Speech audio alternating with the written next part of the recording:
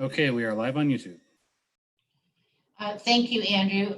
This is Pamela Hamilton. We're reconvening into open session and it's 5:17 p.m. I'd like to report the actions taken in closed session. It was pending litigation, consideration of the government claim of Eric, is it Reister? Mm-hmm. It was, we had the motion. Voted. And we voted 5-0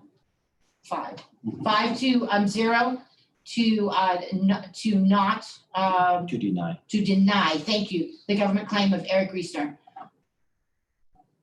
That was the what we did in closed session. Sorry about that. I really stumbled through that. At this point, I'd like to ask Spencer if he would like to lead the Pledge of Allegiance.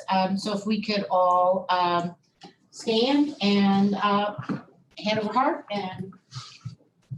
Yes. Ready, begin. I pledge allegiance to the flag of the United States of America and to the republic for which it stands, one nation, under God, indivisible, with liberty and justice for all. Thank you, Spencer. I'd like to move for comments and announcements by the board, and I'll just do a quick round around the board, around the wheel here. Mark? Nothing for me, thank you. Thank you. Art? Nothing for me, thank you. Bill? I have none. Thank you, Sandra. Just want to give a shout out to all the staff and students that are back in school. Good job, everybody. Keep up the good work. My thoughts are always with you. Thank you. And I ditto that. I was able to attend part of a session on day one, and it was terrific. It was, you know, a few stumbles here and there, but it was really, really good. At this point, comments and announcements by administration. Let's see, let's start with Janet. Good evening. I would have to say the school year started up really great. It was kind of exciting to see how ingenious and how well principals and staffs have worked together to figure out how to do what I call their production studios, where they're presenting to their students and teaching through distance learning. If you haven't had a chance, I encourage all of you to do a little tour. It's kind of fun to see how they've either set up emoji classrooms or done some different creative things. And so it was exciting to see the school year start up, and what a great job the teachers were doing. Hey, Janet. Yeah. How do we do that? How do you set up? How do you do a virtual tour? Oh, well, we have a lot of the teachers that are two ways.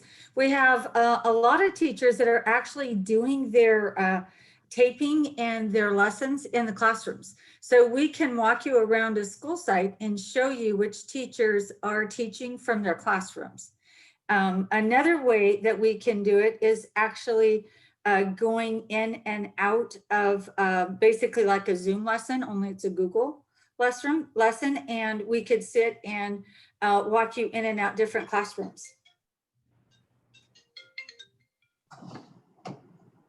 Maybe you can email us and let us know how we can make an appointment or something.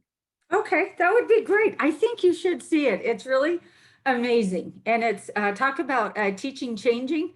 This has been a game changer, but kind of cool to see. So yeah, let's get you guys set up. I'll do an email to all of you. Thank you. Mm-hmm. Thank you, Janet. Kimberly, Tyler? Oh, there you are. Oh, I think you're on mute. You're on mute, Kimberly. Kimberly, you're on mute. She can't unmute herself. Here she is. Hi. So I want to piggyback on what Janet said. I have teachers here that went to the trainings that were offered because they didn't know how to even set up a basic Google Classroom. And now they are just going crazy with their technology. They have learned so quickly. And I am being astonished by the things that they're doing. And now they want a green screen and they want to do some live videos. And I'm just amazed by our teachers. I love the green screen idea. That's awesome. Let's see, Andrew. Good evening, everybody. We've had a busy beginning of school year, especially starting our first day on a computer. Typically, you start your first day in person and then the computers come a little bit later. So our tech team has been running rampant, trying to get everything done. We use some of our COVID money to get cameras for the teachers that have the new line screens in their classrooms that have already made a huge difference. As we talk about the green screens, each of the school sites already has a green screen kit somewhere on their campus. So if anybody's wondering about how to get a hold of that, they should talk to their principal. We got that with an art grant money a year or two ago. And it's, as far as the big fish right now is our onboard student portal. And I've been working with John Damone and our vendor today, and tomorrow we're going to be testing students. We think it's operational. So we're excited to have that going. It's been, a headache. It's our first year of actually using onboard, but we're hopeful that once onboard's in place, it's going to be something that really makes the job for everybody involved in the education of students easier. Onboard will make accounts for students in the different software products it's connected to. And then the students just log in and can click on a little icon and go right to their things without having to log in a second time. So we're really hopeful, and we're going to start testing tomorrow, and hopefully we'll get the thing off the ground pretty quick. It sounds like it's ready to go. So I'm pretty excited. It's been a struggle for the last few days trying to get that going, and hopefully the vendors will forgive me for being hard on them. So, now it's time to ask for grace from them once we get it going. But anyway, doing well, excited for the new school year, and it's really encouraging to see the innovative uses of technology that our teachers are using. You can buy the tools, but you never know how they're going to be used. So I'm seeing a few of the pictures of the first few days at OFER were really cool, where they got the TVs and they got the new line screen behind them. So it was really a neat experience for me. That is good. Thank you, Andrew. And Spencer. Yes, thank you. It has been the busiest reopening week of my career, and that's over 20 years of experience. And I think most of our staff can relate or agree that it's been eventful and both rewarding and very fatiguing. I've gone home every evening more tired than I've ever been after a first week of school. But with all that being said, I've visited all the sites numerous times in the past week, and I see a lot of great work going on by all of our staff. Teachers are doing a great job engaging our kids, and we hope that our families are seeing all the adjustments and all the things that we are doing to improve the distance learning model that we've rolled out. I want to give kudos to everybody who's gone above and beyond this past week. And I just want to point out one thing that I was really happy to hear is we are asking staff, teachers, administrators to identify students who are having issues with connectivity. We've passed out hundreds and hundreds of Chromebooks, but we also are identifying students that need hotspots. And if you understand hotspots, you have to have cell service in your area in order for hotspots to be viable. And so we've asked some of our bus drivers, specifically Ty and Rhonda, to go to those houses where they've asked about connectivity, and they've taken hotspots there up to their doorstep to check to see if they have a viable area. So we are trying to connect and help kids connect all over this entire Oroville area. Rhonda put drove 140 miles yesterday in a district van from here to Palermo to Feather Falls and all over the place to help students check on their connectivity and try to get as many students as possible connected to our distance learning. So kudos to those people and to everyone who's trying to make this work in an environment that's ever changing and so difficult. So thank you for all that you do, everyone here in our community. Thank you. Thank you.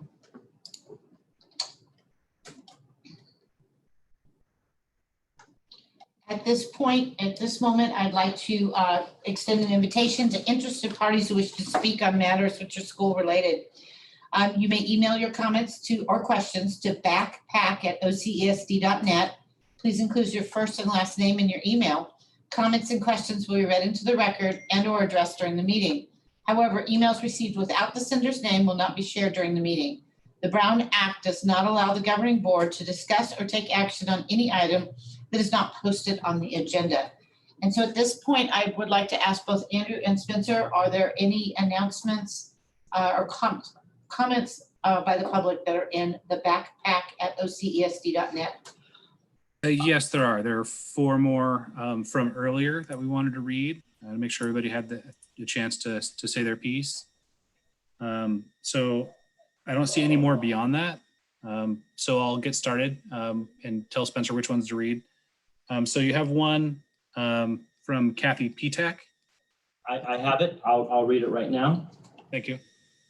Good day, board members. As you prepare for your meeting this evening and review the CSEA MOU that is on the agenda, I would like to be enlightened as to why that verbiage and agreement is even a consideration. Nothing even close to that was offered to OETA members. Why? In sensitive times where equality and fairness are headlining news reports at OCESD, we are getting further from the idea that I've ever seen before. Why? I'm so disheartened as a OCESD employee. When I first came to the district 14 years ago, I passed up offers from Yuba City Unified and Marysville Joint Unified School District, both of which are much closer to my home. Why? They did not put kids and teachers first. I long-term subbed, and it was apparent to me that I did not want to be part of that mentality. I'm excited to continue my career as a veteran teacher with Oroville when I was offered a position in 2016. Please consider the message you are sending your frontline workers, teachers, if you vote to accept the CSEA MOU. At the very least, vote yes, and then start asking why we are not offering all OCS employees the same package. Then investigate questions, disagree, and be the voice of change. Thank you, Kathy Petak, TK Kindergarten, Ophir Elementary. The next one would be from Tim Thompson.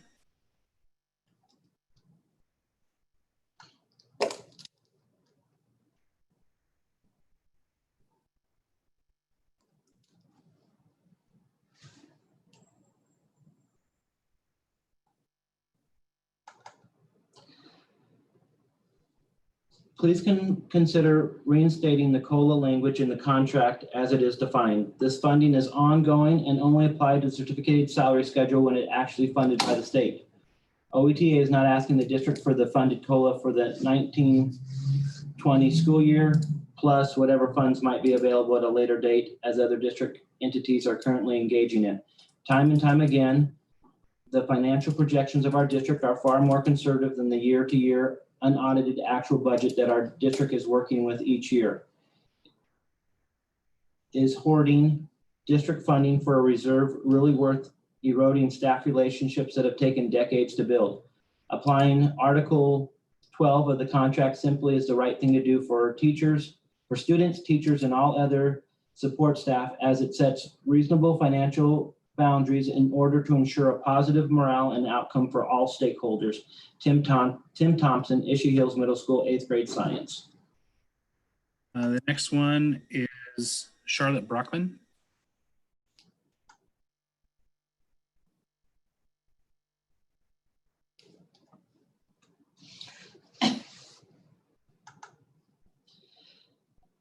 Excuse me, but why is classified looking for an open-ended raise and teachers were denied the little 1.6 because OETA and it would not state that it closes 1920 compensation? That just isn't fair. Are you punishing us for something? You say you appreciate teachers. It certainly does not look like it. You need to be equitable and allow us the same opportunity, or strike number 2 from their agreement. The final one I have right now is Kathy McCarthy. Hello, I was wondering why the board would approve an agreement between OCESD and CSEA that allows them to accept one-time 1.6 compensation, but not require them to close out the 19-20 compensation talks with the district. That was not the offer that was given to OETA.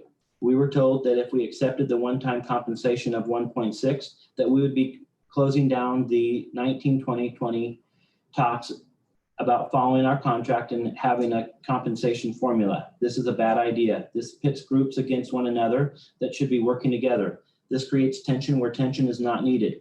We are already stressed due to distance learning and COVID-19.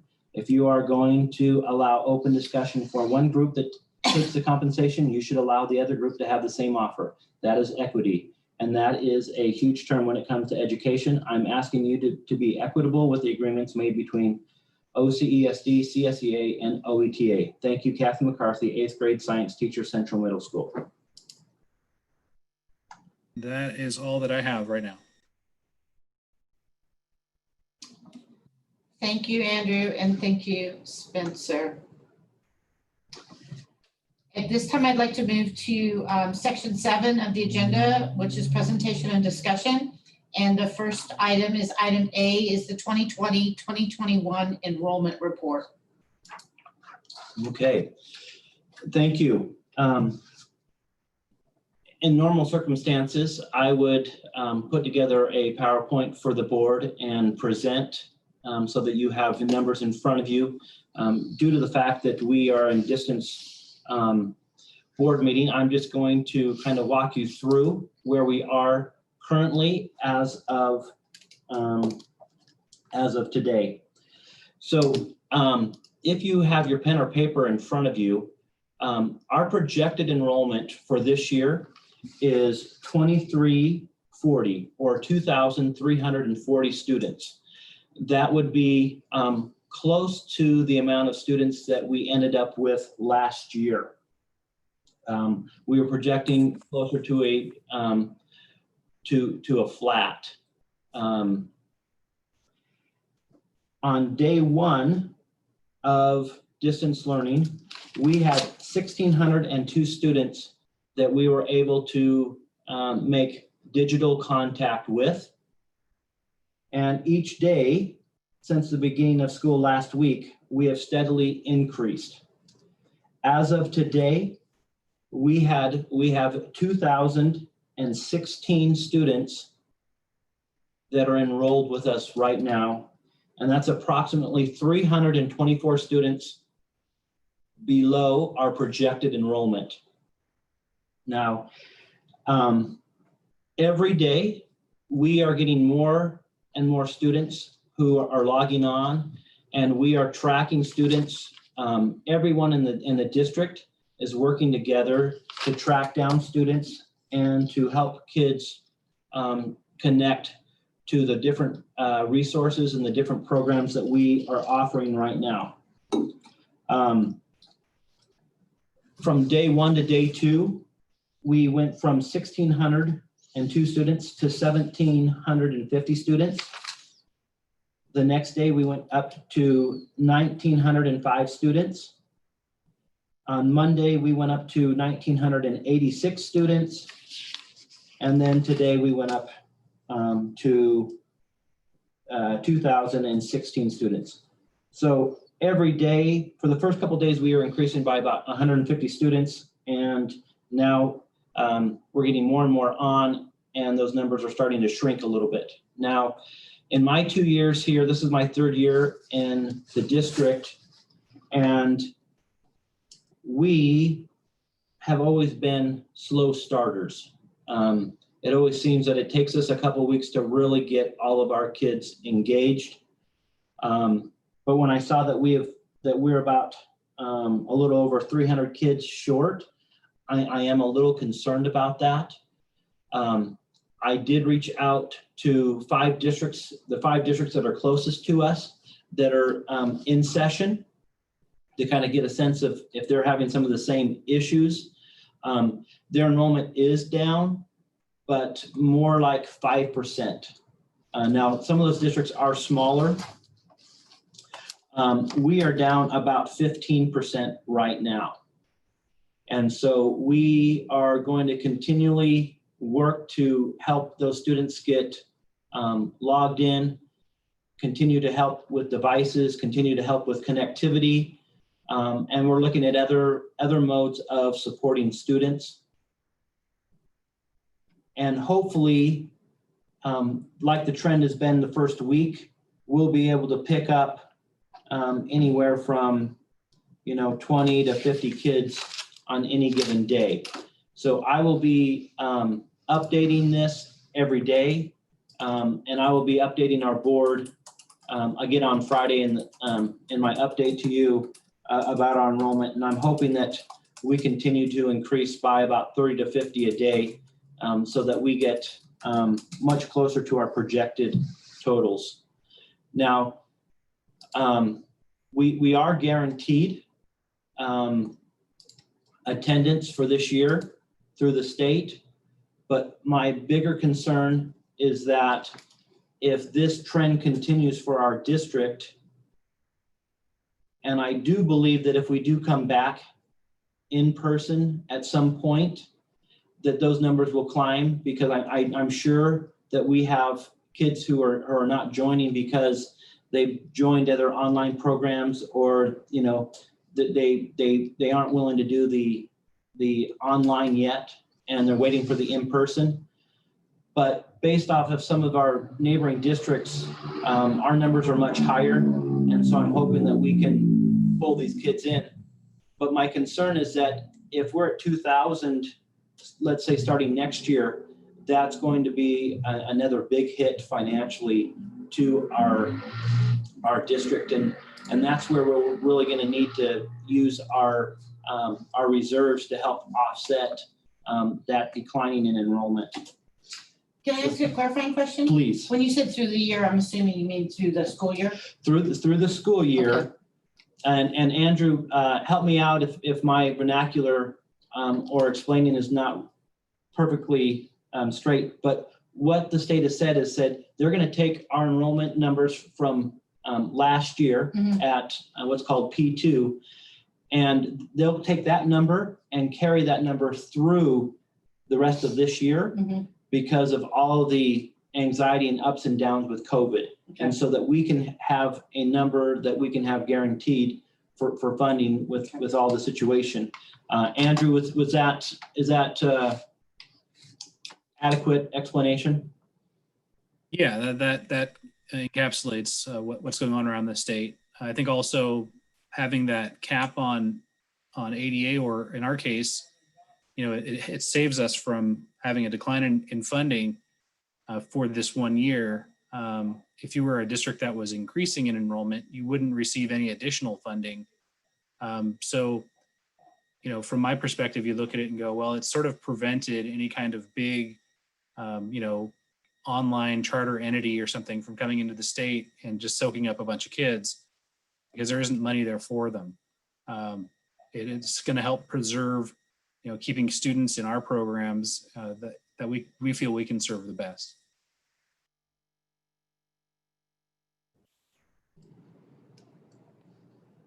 So any other questions from the board regarding our enrollment? Just to recap, we're down about a little over 300 kids off of projection, and I will continue to update the board on a regular basis, and hopefully we'll continue to capture these kids through our process and through the hard work of all of our employees trying to track down and support our students.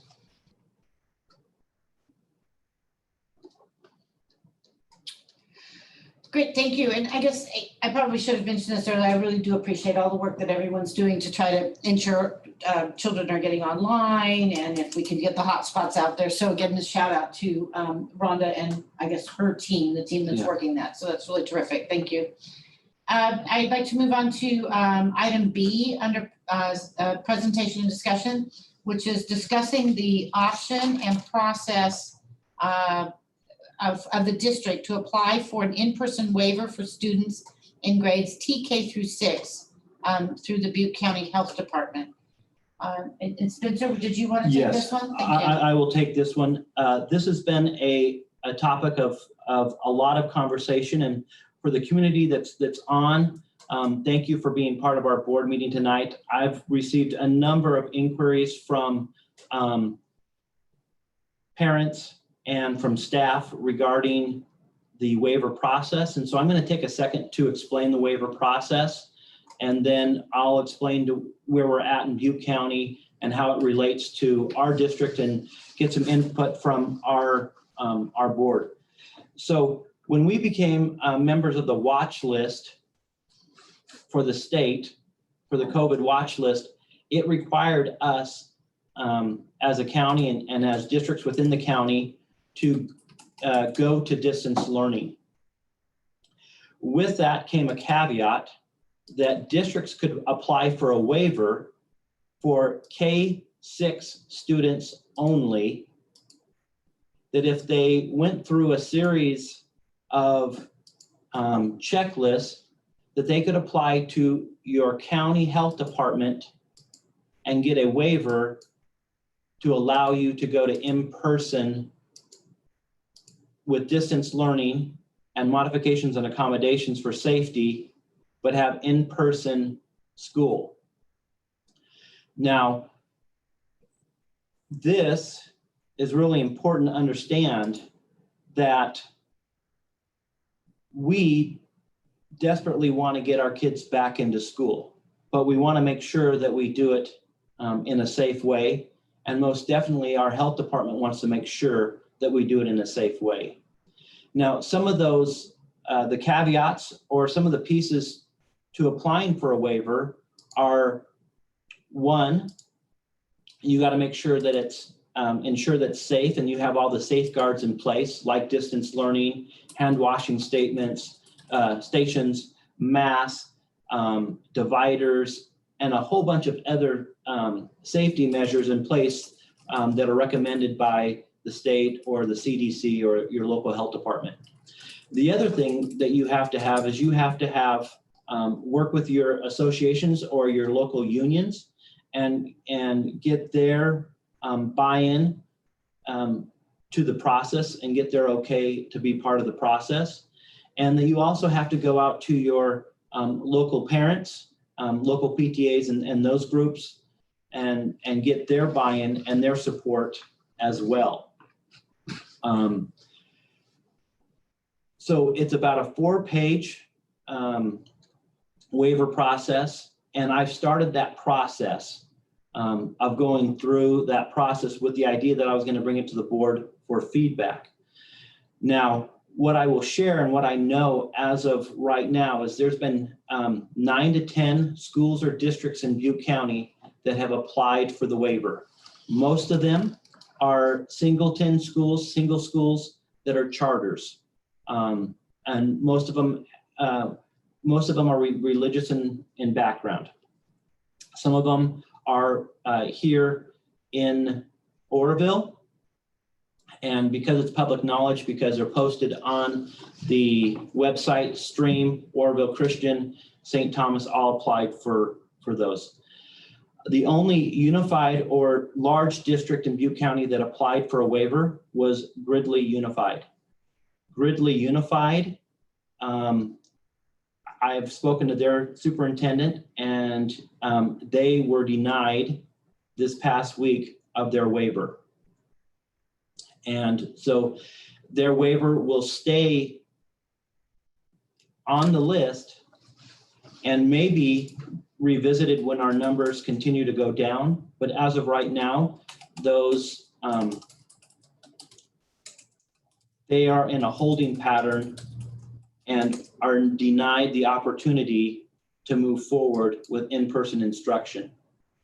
Now, what I've heard, and I have not spoken to any of the other districts, and I cannot verify whether or not they have been denied or not, But what I have heard is that it's not based on the individual school site or district's safety precautions. It has more to do with the mandatory numbers of where counties need to be as it relates to COVID cases. Based on the information that I have, our county is not close to the threshold of where county health offices will be able or feel comfortable giving out waivers to any school. So the reason that I have brought forward a discussion item on our board is that we know that as of right now, if we were to apply for a waiver, we would most likely be in the same situation as Gridley Unified and be denied. What I would like is from the board is and this is not a voting thing, but a conversation and then a blessing to at least move forward and have conversations with our parent groups, have more formal conversations with our union groups, and start moving towards the district to apply for a waiver and have it on file so that if and when those numbers change and we might be viable for in-person instruction, we will at least have our application on file and move forward without having to wait and go through the process at that time. So any thoughts, any questions about the waiver process that we have at this point in time? None for me. Dr. Holton, this is Bill LaGrone. My only thought and concern or it's not even a concern, I would just encourage you to do any and everything that you can to get this in as soon as possible so that as rapidly as possible that we can open up safely open up in-person instruction. We can get back to that. So thank you, Bill. And that would be my recommendation. Like I said, this is not a voting item tonight. I just wanted to get direction from the board because it's not something that has to be board approved to start the process. Eventually, I will bring it back to the board if we are approved by the health department to move forward with a plan that would include in-person, and that would be approved by the board. I'm just looking for to answer any questions, and my recommendation is that we just move forward and do all the legwork and the paperwork, and then be ready when our numbers are more agreeable to the health department and the state. Spencer, I think this is an important move overall on account of the fact that we really do need that input in order to know how to move forward. Okay. I agree as well. I read the polls from our students and parents, and overwhelmingly the parents would like us to get back in session. Spencer, I agree as well. I think it's something that needs to be done. I don't know if we're going to be able to get it done now, but it's something that needs to be done, and I agree wholly to go forward. Okay. So I will move forward and start the process with the groups that I mentioned before, and then I will be in touch with the board and keep them up to date. Like I shared earlier, I have a number of families who have reached out to me via phone, via email, encouraging us to do that. And like Mark Grover, one of our board members, just mentioned, we have done 2 surveys, and 60 to 70% of our parents prefer and are pushing for in-person instruction. And so as soon as that's viable, we will continue our plan to get back in session as soon as possible, as long as the other groups that I've aforementioned are on board with the process.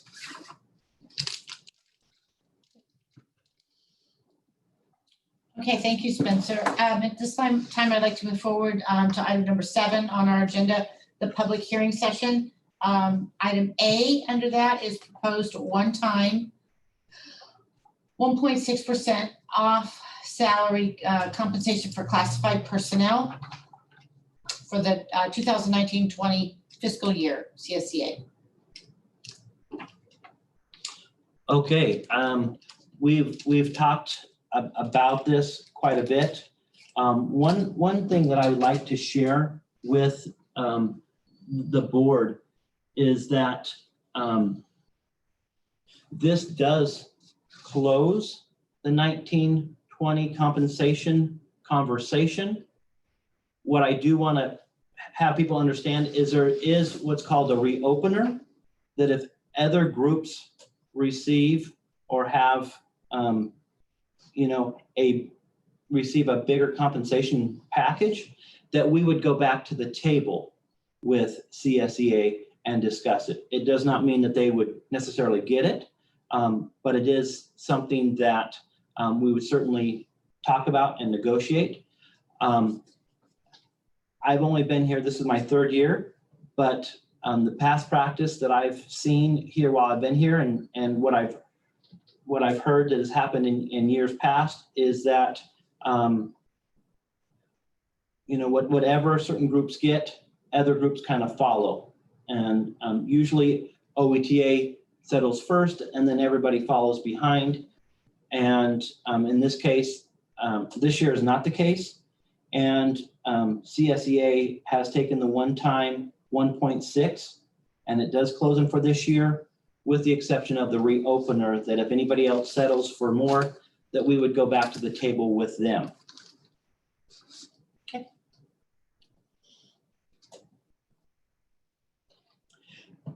Any questions from the board?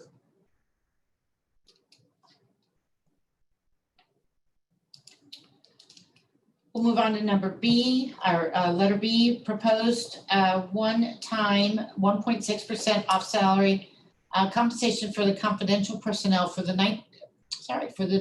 2019-2020 fiscal year. So for this group and all the other proposed groups on the public hearing session tonight, they don't have an employee representation like OETA and CSEA. And so they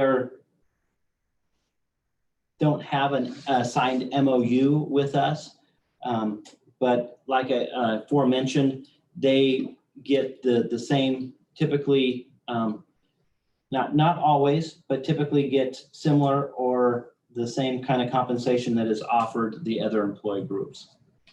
Great, so I'm assuming that's the same with the food services coordinator, as well as the certificated management personnel. Correct. And we'll roll down superintendent of business services. Correct.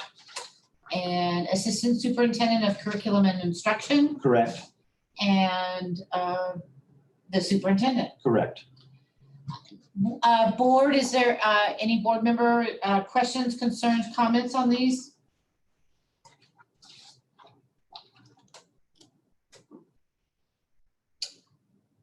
Okay, we'll move on to item 8 on the agenda, the action section, public comments on action items.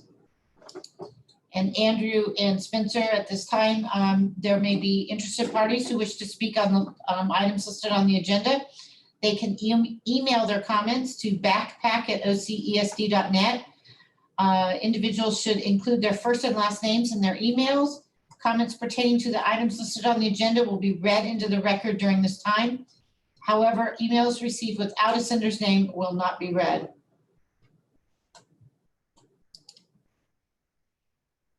There are no more comments in the backpack@ocesd.net email box. And I don't have any that were emailed me directly, so we can move forward. Great. At this time, I'd like to move forward with item 9 on the agenda, the consent agenda. There are several items on there.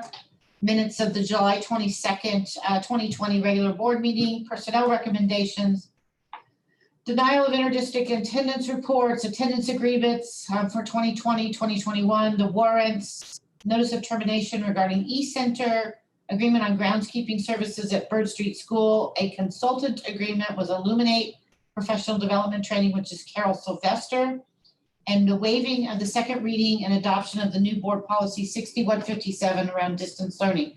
Board, are there any questions or comments that you'd like to make on any of these?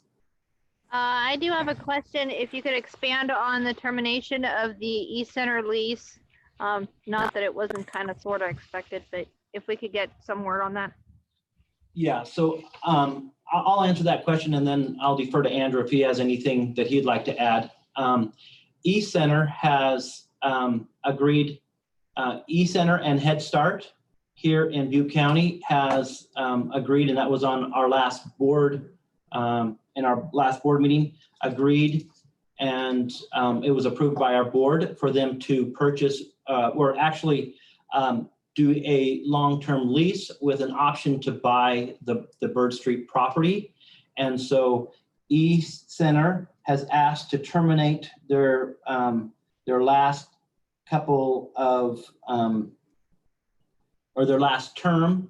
They'd like to terminate that because they have the intention of moving all their programs into Bird Street. And so that is why they would like to stop that agreement, because they are moving to Bird Street. Thank you. Okay, sorry, I misunderstood. Other board members, any comments on the consent agenda items? I have a question regarding item B, Go ahead. personnel recommendations for Dr. Holtum. Dr. Holtum, I looked at the list and this is just a curiosity for me. It shows that we hired a teacher as a 1.0 FTE, and we've also hired the same teacher as a substitute. How is that possible? If you're working as a full-time FTE, how are you able to substitute? So that's a great question. And this was done because we elected to get that teacher extra training before their officially contracted first day. So we gave them a substitute contract that started before their actual teaching contract started, because their first actual day of teaching was the first day of school, 2 days that the actual contract starts is then. And we gave that teacher extra training before that, and that makes it legal for us to pay them. Okay, it was just a curiosity question that I had regarding that. I wish the teacher much success and happiness. It's nothing about the individual. I just was curious when I seen the same name in two different places. And we've done that several times this year with the idea that we just want to make sure that we keep everything totally copacetic with the laws, that we're not paying someone before they actually start their contract. Sounds great to me. Thank you. Thank you. Art or Mark? I'd just like to make a motion that we approve the consent agenda as presented. Great, may I get a second? Second. Great, and all those in favor of approving the consent agenda? We do a roll call. Oh, sorry, we do a roll call, sorry. If you're, I'm in a roll call for approval of the consent agenda. Mark? Aye. Art? Aye. Bill? Aye. Sandra? Aye. And the motion carries. Thank you. Oh, I've lost my place here. Where am I? So you have such a one-on conversation. Oh, the consent agenda we just did. Okay, item 10 on the agenda, new business. The first item is item A, approve the MOU with the California School Employees Association, one-time off schedule compensation. It is recommended that the MOU with the CSCA for a one-time off schedule compensation of 1.6% for the 2019-20 fiscal year be approved as presented. May I get a motion for that? So moved. May I have a second? Second. Great. And we'll do a roll call vote. Mark, Aye. Art, Aye. Bill, Aye. Sandra, Aye. and Pamela Hamilton is an aye. The motion carries. Thank you. Item B under new business is to approve the memorandum of understanding with the Orville Elementary Teachers Association's distance learning. It's recommended that an MOU with OETA be approved as presented regarding distance learning. I'm sorry, did we look at this one?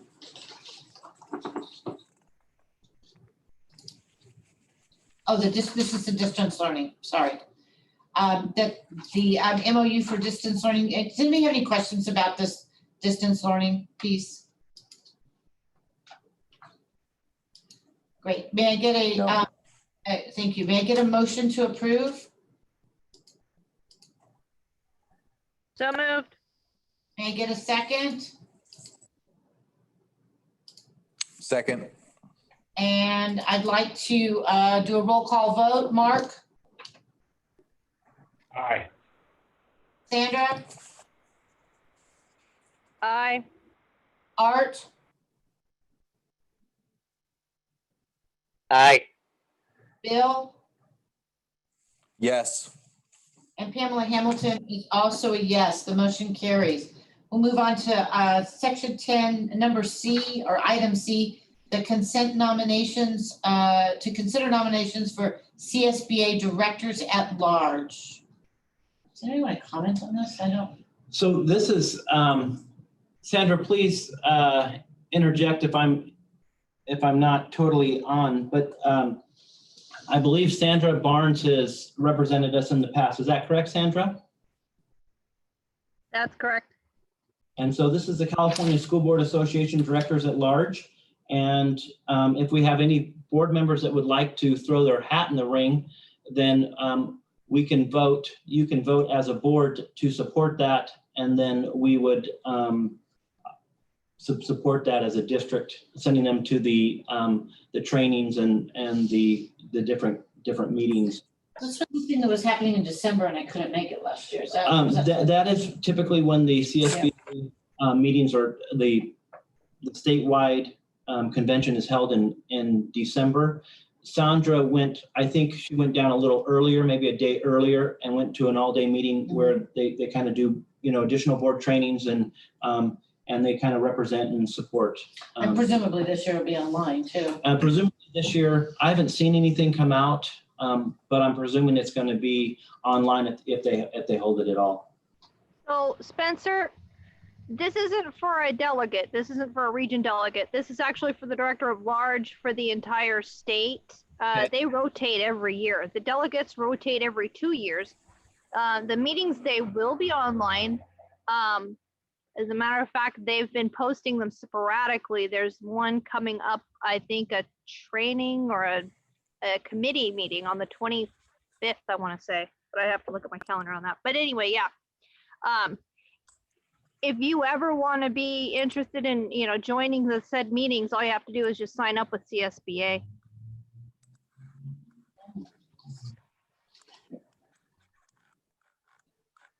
Is there any board member who, would like to be nominated for this?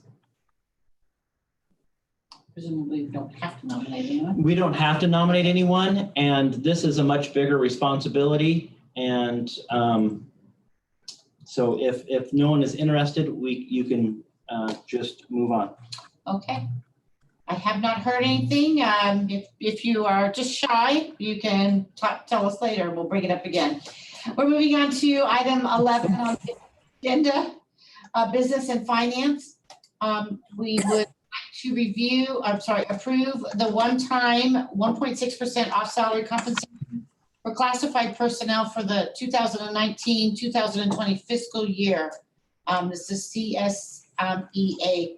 May I get a motion for approval? So moved. Can I get a second? Second. Second. And we'll do a roll call vote. Mark, Aye. Art,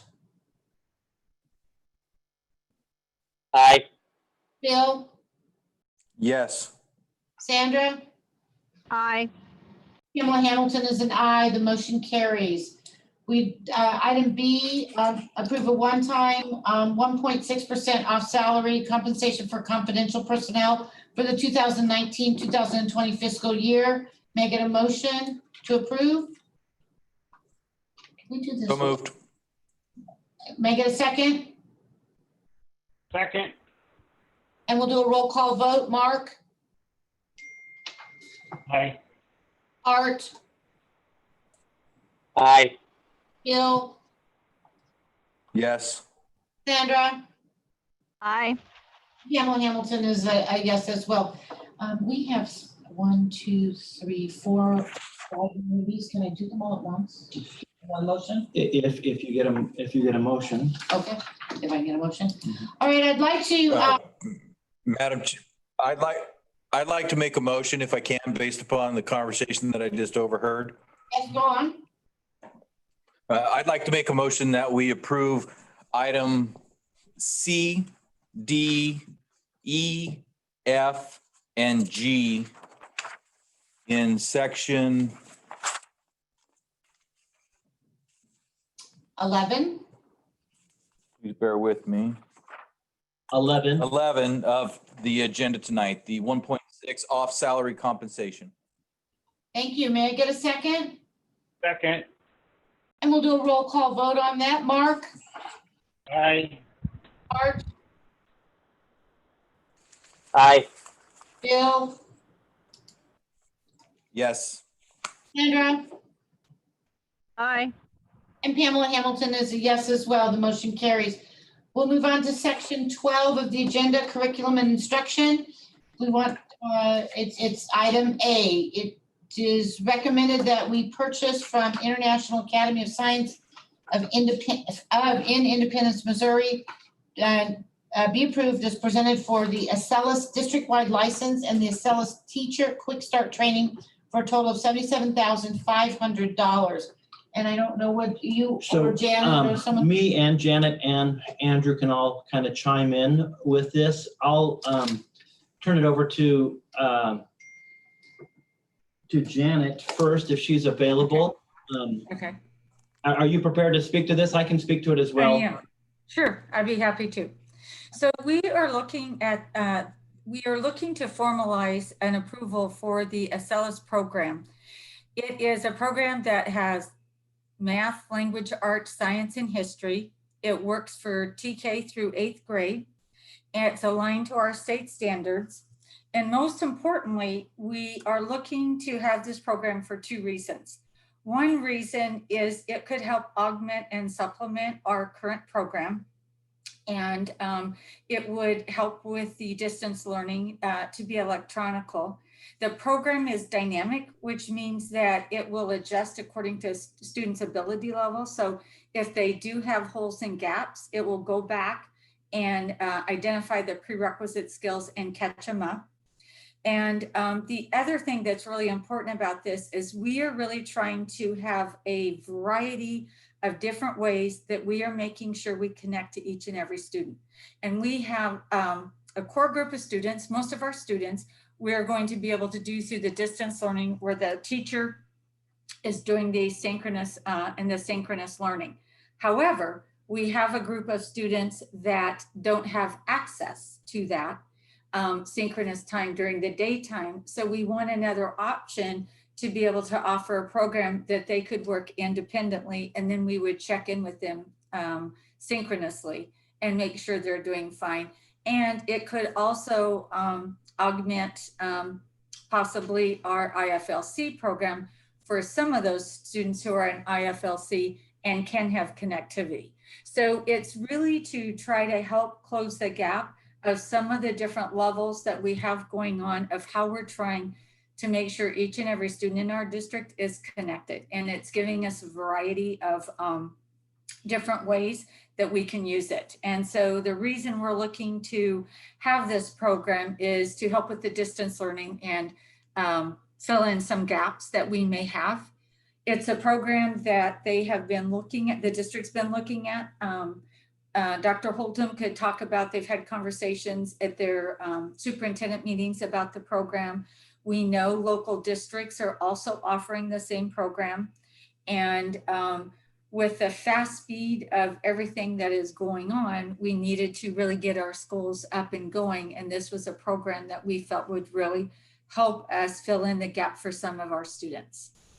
So do you have any questions, or did you want to add in anything, Dr. Holtum? Yeah, I wanted to add something. So the question might be, you know, how does this differ from iReady? And number one, iReady is just ELA and math, and OCESD has science and social studies and other subject components. And iReady is designed for anywhere from 15 to 30 minutes, maybe a little bit longer per day. OCESD is more of a homeschool program and is designed for students to be sitting down from anywhere from 3 to 4 hours, or could. Now, obviously that's very difficult, but it's designed for more of a homeschooling process, so that, you know, kids who, and specifically there's one thing I wanted to point out is we have parents out there who say, you know, because of their varying work schedules, they're not always home during our synchronous time. And so they're looking for a program that they can sit down with their kids at night. And this is one of those programs that they can utilize. And I know that the price sounds, you know, pretty heavy at $77,000. But I would also like to add that we have investigated a number of different programs. Several other elementary districts in our area have also adopted them. And we are going to be paying this with what we call COVID money, which is the extra money that we received to augment our distance learning. So it's not coming out of our general fund, or this is not coming out of monies that we, you know, that we're going to have to find. This is through that funding. Mm-hmm. Other questions or comments? Andrew, did you have anything else you wanted to add on that? No, I think Spencer hit it. The key being that the COVID special money we received, that it's specifically earmarked for COVID related things, is paying for this contract. Board, any questions or comments? I have a question. So I understand it sounds like a great software and it's coming out of COVID money, but so we're confident we're getting the most value for our dollar, Janet? This program actually did have a much better price point than a lot of the other programs did. And if you purchase the program for the whole district, it significantly reduced the price. So this actually does have a much better price point than the other programs out there that we were taking a look at. Thank you. Mm-hmm. I will reiterate that we initially looked to see if we could buy like a couple hundred licenses for this program, because we thought we might have at least a couple hundred kids that, you know, wanted a more robust distance learning based off of our surveys.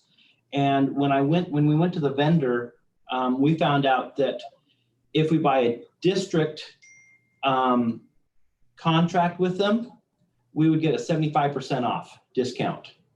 And so we thought that was really great. And I also reached out to other vendors that were offering similar type programs, and they were much more expensive, as Janet shared. And they weren't any more robust or better or had better reviews than this current program. So we did our homework on this, and we feel like we are getting the best product for our money. Good, thank you. Board, any other comments?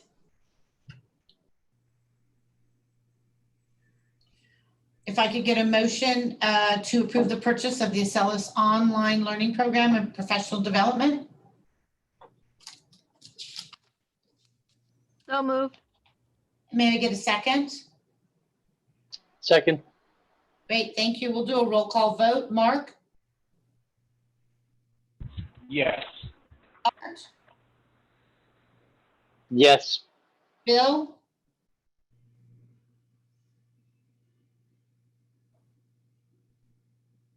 Yes. Thank you.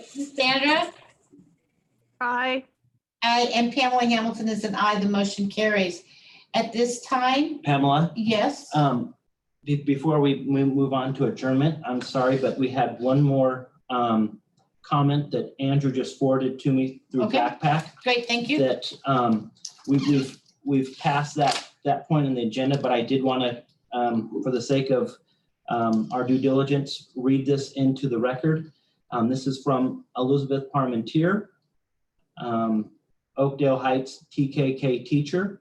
And she says, hello, is this one-time salary increase for our current assistant superintendent or the past one who left this year had been negotiated? Neither one seems appropriate. If the CSEA MOU, it states that only current employees will receive the one-time percentage. Thank you, Beth Parmentier.